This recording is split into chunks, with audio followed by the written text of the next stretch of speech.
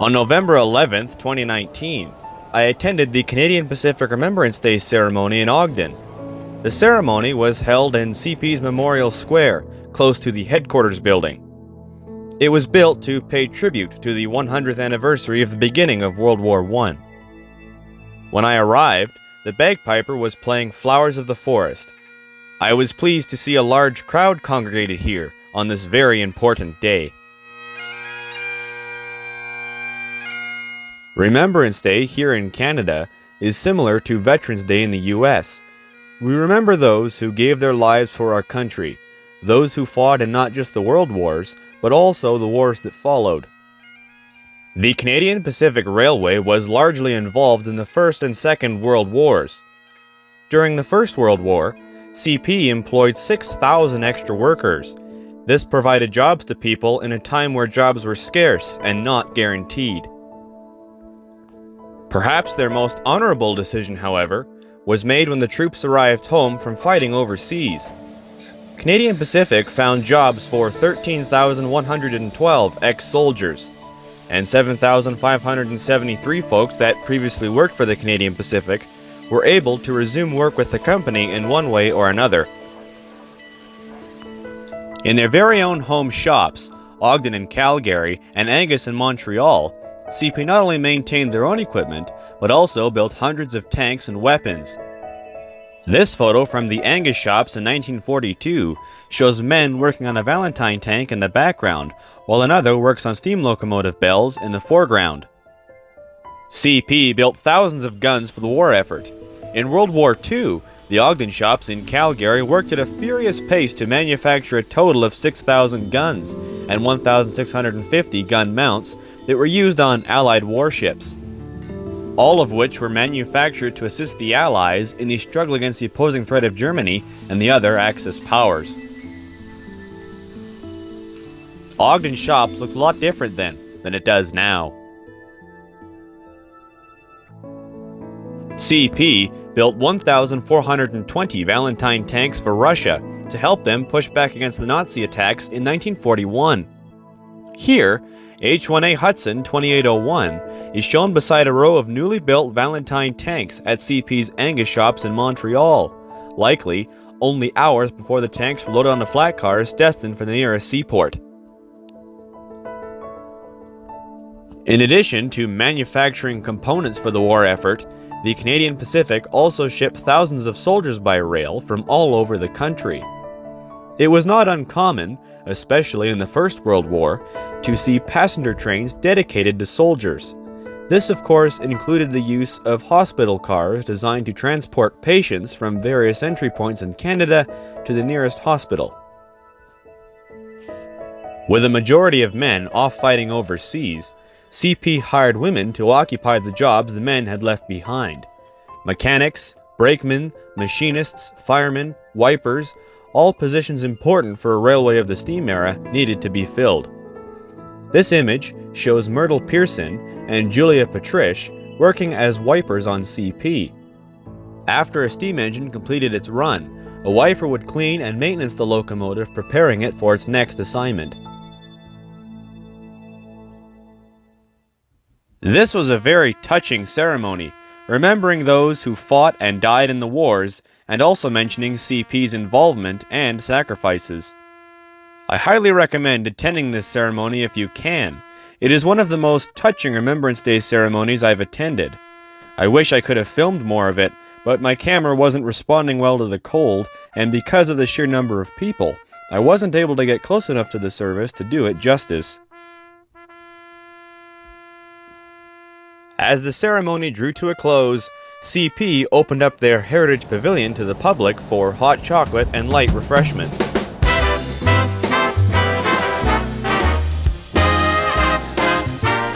Here, visitors were treated to some of the Royal Canadian Pacific's equipment, including 2816, a Canadian icon and national treasure. At the far end was Keith Creel's private theater car, sitting right beside the beloved Hudson. If this car is at the end of the RCP, it usually means Mr. Creel has taken to the rails. the public isn't normally allowed to get this close to the car, so this was a nice treat.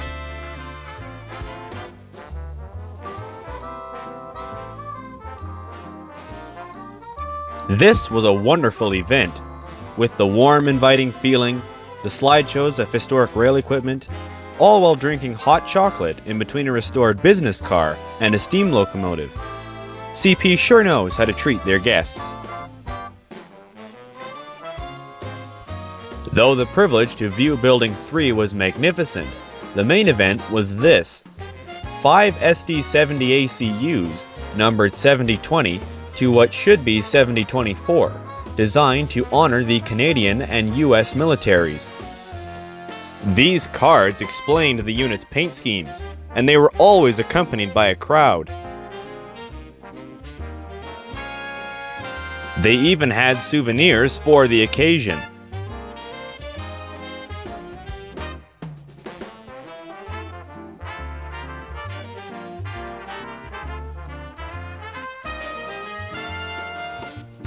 Outside, beside Building 3, they had the units themselves.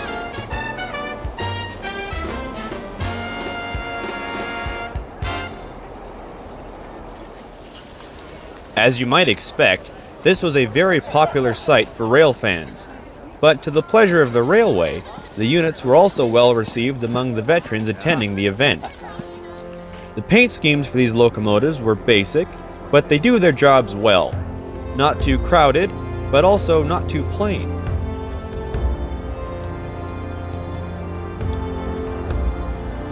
Each locomotive is painted differently for a different military branch.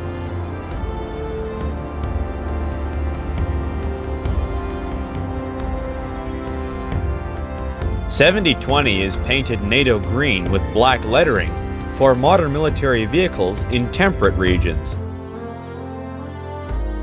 7021 is painted in desert sand yellow with black lettering as a simplified scheme of vehicles used in arid regions such as Afghanistan. 7022 is painted in RCN shipside gray with an oxide red frame and trucks and black lettering to honor naval ships. Also, the number has been enlarged and placed closer to the rear of the unit to simulate the numbers on the hull of ships currently used by the Navy.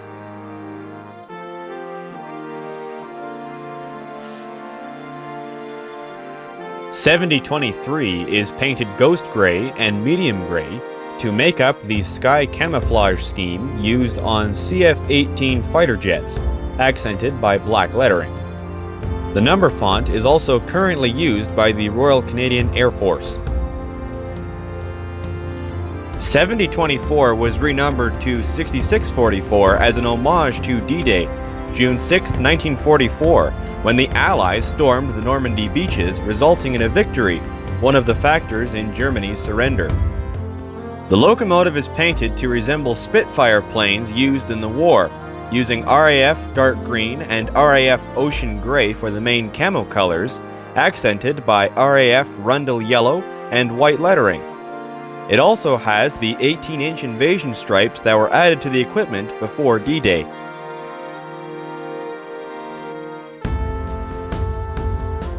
All 5 units have this Support Our Troops logo on the sides of the nose, as well as another one on the back.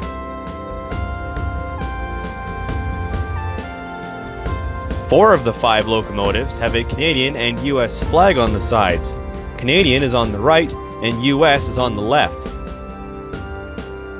One of the coolest parts is CP matched the colors and lettering associated with the various inspirations, making these units quite authentic.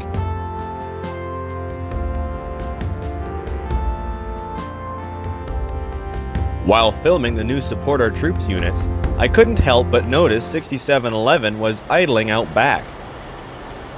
6711 is the last SW900 on CP's roster, and it is owned by and part of the Heritage fleet. It would definitely be cool to see this locomotive painted in Tuscan and gray, as it would have been when it was first delivered to CP. Also, buried within the yard, behind the new units, were the 2 holiday trains. Both trains run together as one out east, then split out there. This is where some of the passenger cars from the RCP were, likely including the Van Horn and Killarney, my two personal favorites.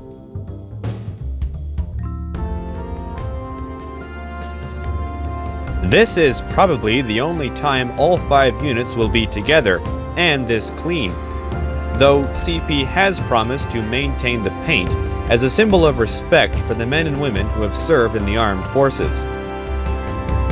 I quite like these new units, with 6644 and 7022 being my favorites.